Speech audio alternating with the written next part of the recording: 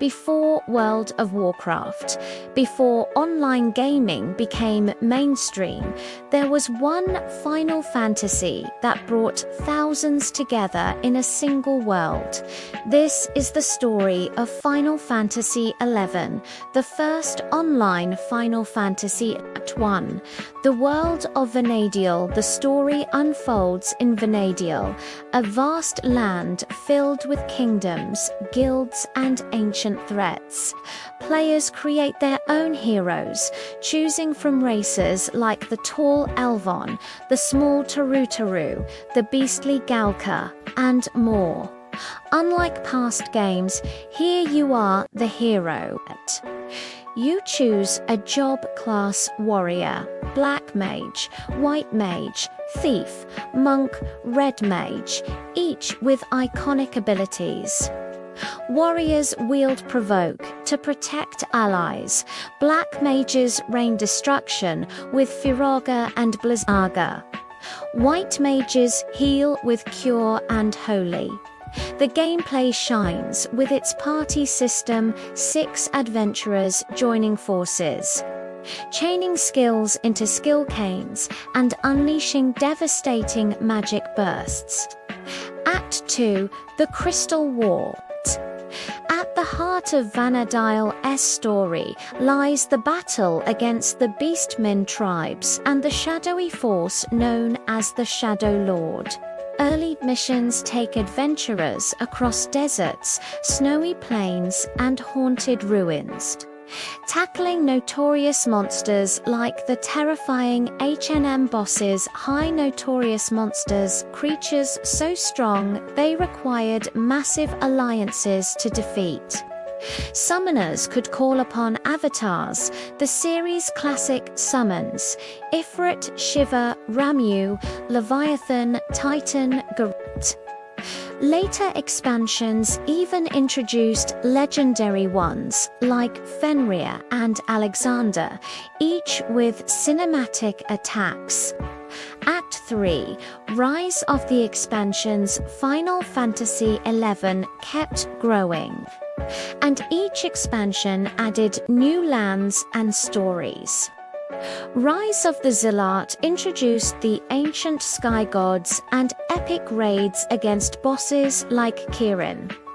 Chains of Promethea was darker, focusing on destiny and sacrifice, with challenging story missions that pushed players to their limits. Treasures of Arurgan added the bustling empire and new jobs like Blue Mage with monster abilities, Corsair with luck-based roles, and Puppet Master with customizable automatons. Wings of the Goddess sent players back in time to witness the Crystal War, a massive world event. Later expansions like Seekers of Adulin expanded the frontier even further. Each brought new raids, jobs, and epic cinematic battles that made the online world feel alive. Act 4, The Community Experience. More than any Final Fantasy before it, FFX, I was about community, camping rare bosses for hours, strategizing over limit break quests, and celebrating victories as entire servers came together. Even simple victories, getting your first chocobo, unlocking advanced jobs like Paladin, Dark Knight, or Dragoon, or finally defeating the Shadow Lord, felt legendary because you achieved them with friends. Act 5, The Legacy. Though it launched in 2002, Final Fantasy XI lived 4 decades, becoming one of the longest-running MMOs of all time.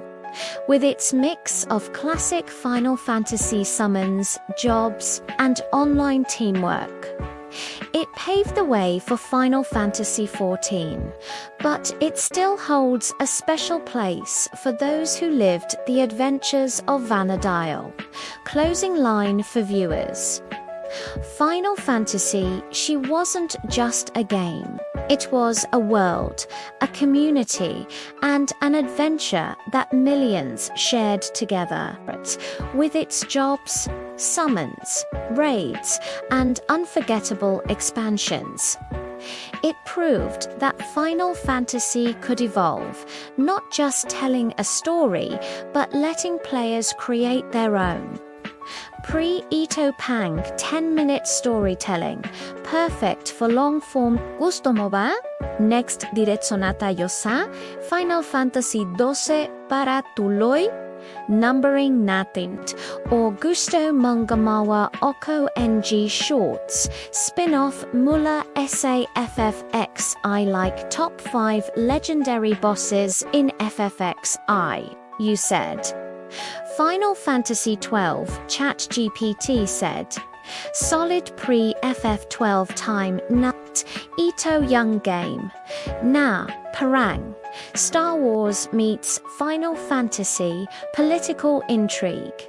Sky Pirates, Empires, at Young Pinaconic gameplay. Gambit system at license board.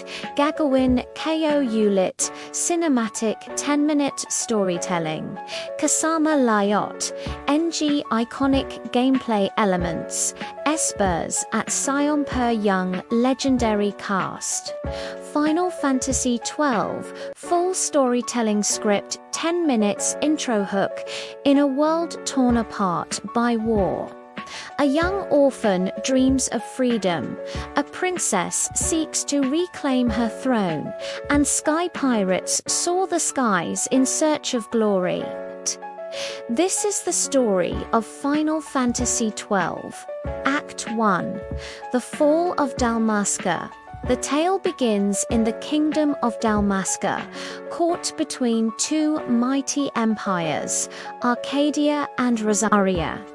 When Arcadia invades, King Raminas is betrayed and slain. Princess Ashe is believed dead, and the nation falls under occupation. Enter Von, a street orphan who dreams of becoming a sky pirate. Alongside his friend Penelo, he survives the harsh rule while longing for freedom. Gameplay introduces the license board, where players unlock abilities, spells, and weapon mastery, and the Gambit system, letting players program their party's AI to fight automatically with customized strategies. Act 2. Sky Pirates and Rebels. Von's life changes when he meets Balthier, a suave sky pirate, and his partner Fran, a mysterious Viera warrior. Together, they uncover a plot involving magical relics known as nethicite, crystals with the power to destroy entire armies. Soon, they cross paths with the hidden Princess Ashe, who survived her kingdom's fall and is determined to reclaim her throne. The party expands to 6 iconic characters: Von, agile fighter with fast combos; Penelo, healer and dancer, supporting allies; Balthier, gunslinger, sky pirate; Fran, bow-wielding Viera with ancient wisdom; Bash, disgraced knight seeking redemption; Ashe, princess and leader, wielding swords and white magic. Act 3. Espers and the power of Net. The heroes learn that the Arcadian Empire is using manufactured nethicite artificial stones of terrifying power. These crystals can nullify magic and obliterate armies, shifting the balance of power in Ivalice. Gameplay lets players summon Espers. Final Fantasy XII's version of summons, like Belius the Gigas, Matthias the Corrupt, Zalera the Death Seraph, and Ultima the High Seraph. Each Esper is tied to the story and requires epic battles to obtain. The Gambit system shines in these fights, allowing players to auto-cast healing, exploit elemental weaknesses, or unleash devastating combos. Act 4. Political intrigue and betrayal. Unlike many Final Fantasy games, 12 dives deep into politics. Power struggles within Arcadia reveal ambitious leaders like Vainslidor, a ruthless prince who seeks to control Nethersite and dominate all of Evolit. The group uncovers ancient truths that the gods known as the Akuria manipulate history by granting Nethersite to chosen rulers. Ash faces a choice: accept divine power for vengeance or carve her own path. Her refusal defines one of the game's core themes, rejecting manipulation and choosing free will. Act 5. The final confrontation. The journey builds to the floating fortress of Bahamut, where Vayne reveals his ultimate form, empowered by Nethersite and the Akurious will. The final battle is massive, a clash of espers, limit break style quickenings, and the full strength of the party.